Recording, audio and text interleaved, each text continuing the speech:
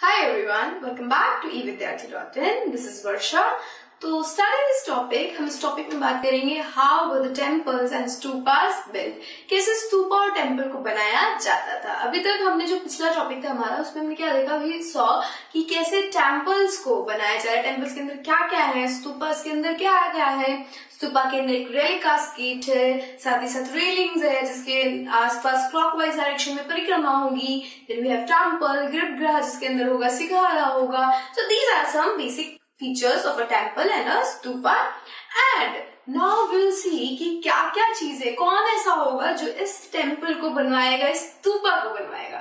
So the first thing is कि कोई भी टेम्पल बनने में, कोई भी स्तूपा बनने में डिफरेंट एक्टिविटीज, डिफरेंट स्टेजेस होती हैं। फर्स्ट स्टेज होती है good quality stone had to be found, quarried and transported to chosen place, यानी कि अच्छी क्वालिटी का स्टोन आपको ढूंढना है, उसके बाद उसको खोदना है, क्वार करना है, एंड देन उसको ट्रांसपोर्ट करना है उस प्लेस पे जहां पे आपको मंदिर बनवाना है। So it is very tedious work, it is very hard work you can say. Okay, बहुत ज्यादा मेहनत लगती है यहाँ पे भी, क्योंकि खोदना सबसे ज्यादा मेहनत का काम होता है। नेक्स्ट थिंग इज कि rough blocks of stones are shaped and carved into pillars and panels for walls, floors and ceiling. अब ये जो रफ ब्लॉक्स है स्टोन अभी निकाले हैं, क्वार किए हैं, अब इनको कोई शेप भी देना होगा, किसी सर्टेन शेप में इनको रखना होगा ताकि सभी को एक साथ लगा सके, सभी में मैचिंग बैठ सके, सभी एक साथ आके जुड़ सके। तो इसको शेप देना होगा, क्रीव करना होगा इनको अलग अलग यूनिट्स में, चाहे वो पिलर हो, वॉल हो या सीलिंग हो, तो उनकी अलग अलग शेप भी होंगी। सो हर किसी को अच्छी तरीके से शेप करना है अकॉर्डिंग टू कि वो कहाँ पे फिक्स होने वाले हैं। ठीक है, नेक्स्ट क्या होगा, then these have to be placed in precisely the right position. अब क्या हो रहा है कि हर स्टोन अलग अलग जगहों पे यूज हो रहा है। इवन कई स्टोन में आप देखोगे, so they have very fine cravings. कई स्टोन्स के अंदर क्या होता है, स्टोरी दिखने को मिलेगी आपको। तो अगर एक भी पैनल मिसप्लेस हो गया, एक भी पैनल यहाँ से वहां लग गया, फिर तो पूरा का पूरा स्ट्रक्चर खराब है ना। तो इसके लिए आपको अच्छी तरीके से सही से पोजिशनिंग करके चलनी होगी। सोचो कितना मेहनत लगता होगा। और ये मेहनत के पैसे कौन देगा? अच्छा, जो लोग ये मेहनत करेंगे उनको हम कहेंगे क्या? जो लोग ये मेहनत करने वाले हैं, जो लोग ये क्रेविंग करने वाले हैं, जो टेम्पल्स बनाने वाले हैं, they will be called craft person. उनको हम क्राफ्ट पर्सन कहेंगे, कारीगर कहेंगे, क्योंकि वो तो कारीगरी ही कर रहे हैं, इतनी मेहनत का काम कर रहे हैं ना। सो इनको पैसे कौन देगा? वो किंग या क्वीन जो इस टेम्पल को बनवा रहा है।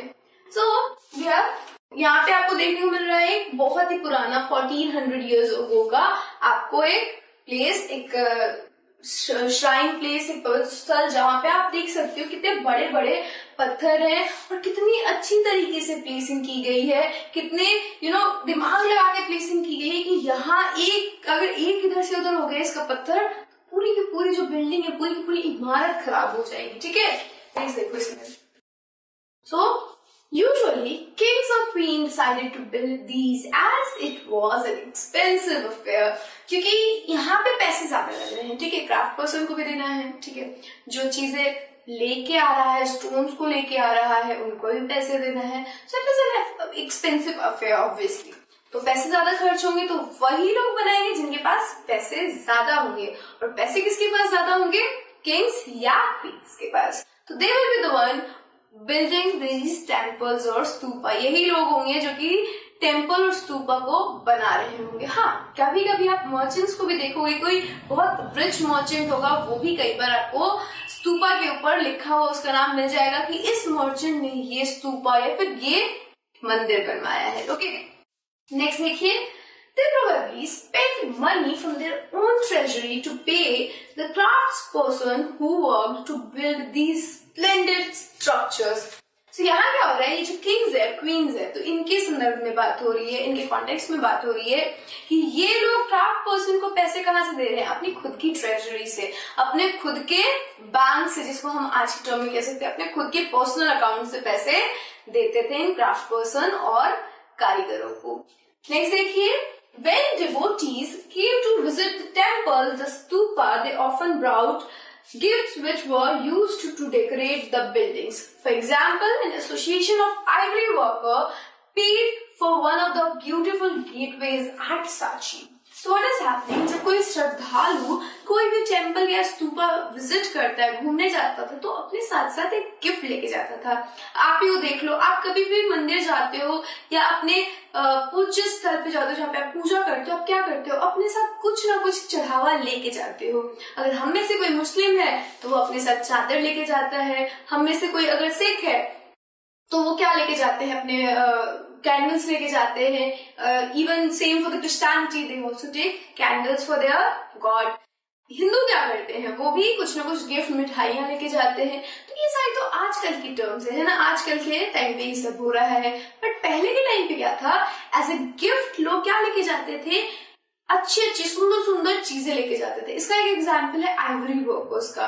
सो आइवरी वर्कर कौन होता है? आइवरी क्या होता है? हाथी दांत से बनाई गई नक्काशी। हाथी दांत पे बनाई गई नक्काशी को हम आइवरी कहते हैं। ओके, सो आइवरी वर्कर्स ने क्या किया था? सांची स्तूपा के लिए गेटवे दिया था, और ये जो गेटवे था ये पूरा आइवरी से बना हुआ था, यानी हाथी के दांत से बना हुआ था। सो हाथी दांत आज भी बहुत एक्सपेंसिव है और उस वक्त भी बहुत एक्सपेंसिव हुआ करते थे।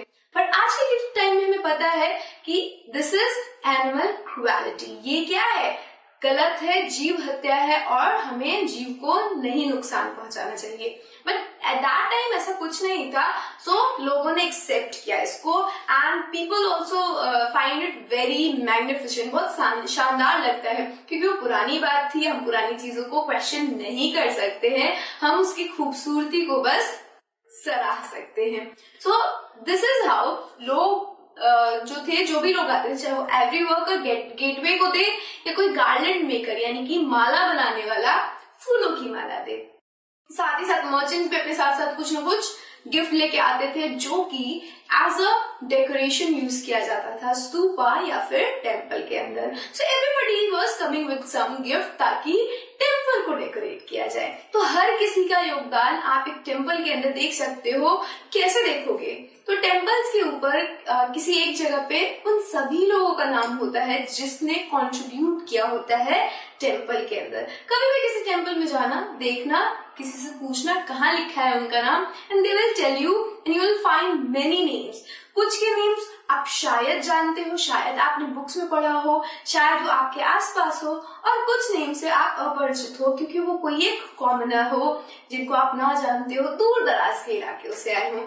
सो this is also the scene of that time. उस वक्त के भी मंदिरों के साथ ऐसा ही था। कुछ राजाओं ने बनवाया था मंदिर, कुछ मर्चेंट्स ने, कुछ नामी मर्चेंट्स ने बनवाया था, और कुछ जो वहां पे मंदिर के अंदर चीजें थी वो हम जैसे आम लोगों ने कंट्रीब्यूट की थी।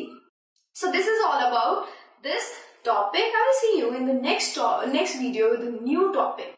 So be with us and keep learning with us and keep watching us. Bye bye.